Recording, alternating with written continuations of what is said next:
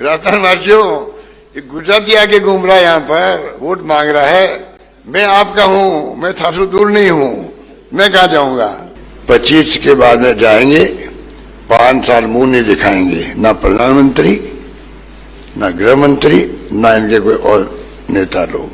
वो कहाँ की लाल डायरी, ईडी इनके पास में 50 छापे पड़ चुके राजस्थान के अंदर, ईडी के इनकम टैक्स के 50 छापे में कोई पॉलिटिशियन पकड़ा गया आज तक। धावा बोल दिया गया है बीजेपी ने, क्योंकि सरकार गिरा नहीं पाए। मध्य प्रदेश, महाराष्ट्र, कर्नाटक हॉर्स ट्रेडिंग करके सरकार गिराई गई। यहाँ वो फेल हो गए। वो जो फेल हो गए हैं उसकी टीस जो है, उनका दुख और उनकी जो झटका लगा है, झटका वो इतना भारी है पड़ रहा है उनके लिए कि बार बार वो जो दुख दे रहा उनको, 30 बार आ रही बाबा, आप समझ गए, 30 बार आ रही है कि मतलब गिरा क्यों नहीं पाए। इसलिए अब ये 5 पर मुख्यमंत्री, केंद्रीय मंत्रियों को जमावड़ा, प्रधानमंत्री जी और गृह मंत्री जी और मेंबर पार्लियामेंट, पता नहीं कौन कौन, ये धावा बोला हुआ है। ये हमारे 25 तक के मेहमान हैं। 25 के बाद में जाएंगे, 5 साल मुंह नहीं दिखाएंगे, ना प्रधानमंत्री, ना गृह मंत्री, ना इनके कोई और नेता लोग। नंबर 2, ये षड्यंत्रकारी लोग हैं, षड्यंत्रकारी लोग हैं। जिस रूप में षड्यंत्र किए गए, अभी छत्तीसगढ़ का जो महादेव ऐप वाला मामला आया, 4 दिन पहले मुख्यमंत्री को अरेस्ट करने की इनकी साजिश थी, उसका पर्दाफाश हो गया। मुझे दुख होता है प्रधानमंत्री स्तर से और षड्यंत्र करके प्रधानमंत्री के मुंह से आप लाल डायरी बुलवा रहे हो, आप महादेव ऐप बुलवा रहे हो। पहले प्लानिंग करते हैं, 7 दिन पहले की प्लानिंग कि लाल रंग रखेंगे, डायरी का रखेंगे नाम, फिर लाल डायरी का जिक्र होगा असेंबली के अंदर, फिर यहाँ के नेता प्रेस कॉन्फ्रेंस करेंगे और फिर सीकर के अंदर प्रधानमंत्री आएंगे तो उनसे बुलवाएंगे लाल डायरी, तो बहुत बड़ा इश्यू बन जाएगा। उसी ढंग से वहां महादेव ऐप 508 करोड़ रुपए दे दिए हमने मुख्यमंत्री को। इतना बड़ा घोटाला हो गया, बच्चों का भविष्य खराब कर रहे हैं, लॉटरी के वो क्या ऑनलाइन, और बयान करवा दी। स्मृति ईरानी ने प्रेस कॉन्फ्रेंस कर ली, ईडी ने प्रेस नोट जारी कर दिया, कोई तफ्तीश नहीं, कोई बात नहीं। और प्राइम मिनिस्टर बोल रहे हैं, देखिए यहाँ के चीफ मिनिस्टर 5-8 करोड़ का घोटाला, महादेव घोटाला आ गया है। पूरा षड्यंत्र था उनको अरेस्ट करने का। वहां एक्सपोर्ट हो गए, राजस्थान में एक्सपोर्ट हो गए। वो कहाँ की लाल डायरी, ईडी इनके पास में 50 छापे पड़ चुके राजस्थान के अंदर, ईडी के इनकम टैक्स के 50 छापे में कोई पॉलिटिशियन पकड़ा गया आज तक, कोई ब्यूरोक्रेट पकड़ा गया। उस छापे का हुआ क्या है, किस तरफ देश को ले जाना चाहते हैं, ये हालात में हम चल रहे हैं। हमने रिक्वेस्ट करी थी कि चुनाव को रखो, आप विधानसभा स्तर पर रखें। 5 साल की जो हमारी परफॉर्मेंस है, हमारे कानून हैं जो हमने पास किए एक के बाद एक, वो शानदार कानून है। चाहे वो किसानों का कानून हो, जमीनें कुड़क नहीं होगी, चाहे गिग वर्कर्स का एक्ट हो, चाहे राइट टू हेल्थ हो, तो मिनिमम इनकम गारंटी हो, हमारी स्कीमें हैं, हमारी गारंटी है, 10 गारंटी हैं और आगे ही गारंटी है। उस पर अभ्यास करो, उसमें कमियां बताओ, खामियां बताओ, ये बताओ कि ये खाली धरातल उतरी या नहीं उतरी, खाली हमने घोषणा की है क्या, इस पर बहस करो। उस पर बहस नहीं हो रही राजस्थान के अंदर, खाली भड़काने वाली स्पीच हो रही है। जितने नेता आते हैं शाम से देखोगे एक ही भाषा बोल के गए हैं, बड़े नशा दबाओ, बड़े नशा दबाओ, ये फांसी लगा रहे हो। ये कौन सी भाषा हुई? ये हिंसा की भाषा है, ये तनाव की भाषा है, ये मैं अस्वीकार है। इस प्रकार से जनता को भड़काने का इनको अधिकार नहीं है, जिस प्रकार भड़काया जा रहा है राजस्थान के अंदर लोगों को। कन्याकुमारी के मामले इनके लोग थे शामिल, उनके कार्यकर्ता था मारने वाला, 4 साल से कार्यकर्ता, 16 से कार्यकर्ता था, ज्यादा हो गए।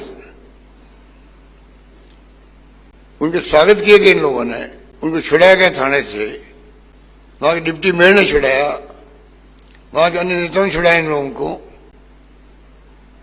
और बार बार कन्हैयालाल की बात करते हैं। विज्ञापन देते हैं लोग, देखो आप हमारा विज्ञापन देखिए, आप सकारात्मक विज्ञापन है जिसमें हम लोग सही वोट देने का लाभ क्या है, गलत वोट देने का क्या नुकसान हो जाएगा, हम अपनी बात करें, कांग्रेस फिर से। और ये पट्टे, ये बच्चों को क्या शिक्षा दे रहे हैं? ये विज्ञापन इनका है। इनके वक्त में सील ब्लास्ट हुआ, इनके वक्त में खामी रखी गई तफ्तीश के अंदर, जिस कारण अभी छोड़ दिए गए हाईकोर्ट ने। हमने एसएलपी दायर की है सुप्रीम कोर्ट के अंदर, और क्या क्या ये घटनाएं जो बताई गई इसके अंदर, चाहते गए लोग इस प्रकार से। तो कहने का मतलब ये है कि हालात जो है आपके सामने हैं। जब मैं इंचार्ज था वहां पर गुजरात के अंदर 17 के अंदर, प्रधानमंत्री जो अभिनेता भी तो है, जिस रूप में अभिनय करते हैं वो, मैं ओबीसी का हूं, मैं नीच हूं, मुझे नीच कह दिया। कमाल है, किसी ने नीच नहीं कहा उनको उस वक्त में, किसी ने नीच नहीं कहा, और एकदम माहौल बना दिया। एक मारवाड़ी आया हुआ यहां पर इंचार्ज के रूप में। भाई और बहनों, अगर मारवाड़ी की बात मानोगे तो मैं गुजराती हूं, मैं कहां जाऊंगा, मैं किसके पास जाऊंगा? और वोट ले लिए वहां पे भावुक बन करके। हम चुनाव काम में नहीं हो पाए, काम में होने वाले थे हम लोग उस वक्त में, गुजराती बन गए, मैं कहां जाऊंगा? अब वो गुजराती यहां आ रहा है ना, हम तो नहीं कहने कि गुजराती आ गया है। भाई और बहनों, गुजराती की बात मानोगे तो मैं कहां जाऊंगा, मैं तो आपके पास ही आऊंगा। बताइए आप, मैं भी तो कह रहा हूं राजस्थान वासियों, गुजराती आके घूम रहा है यहां पर, वोट मांग रहा है, मैं आपका हूं, मैं थासु दूर नहीं हूं, मैं कहां जाऊंगा? सवाल ये है। अब कह दिया कि मैं गारंटी देता हूं 4थी बार मुख्यमंत्री नहीं बनेगा, अगली बार मुख्यमंत्री वापस नहीं बनेंगे। ये भविष्यवक्ता है क्या?